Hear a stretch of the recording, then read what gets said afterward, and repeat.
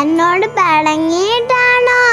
എന്തിനാണ് എന്നെ ഇടയ്ക്കിടയ്ക്ക് പിണങ്ങുന്നത്?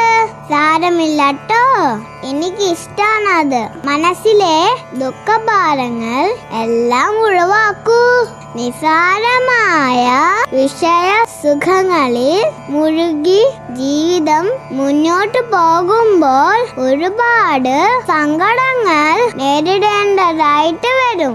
അതിൽ നിന്നെല്ലാം രക്ഷ നേടാൻ പരമമായ സത്യത്തെ മുറുകെ പിടിക്കൂ. വിഷമങ്ങളെല്ലാം താൽക്കാലികം മാത്രമാണ്. അതുകൊണ്ട് അതെല്ലാം മറക്കൂ. എന്നെ കുറിച്ച് ചിന്തിക്കൂ. എനിക്ക് എത്ര വിഷമങ്ങളാ ഉള്ളത്. അതൊക്കെ ചെറു പുഞ്ചിരോടല്ലേ ഞാൻ നേരിടുന്നത്.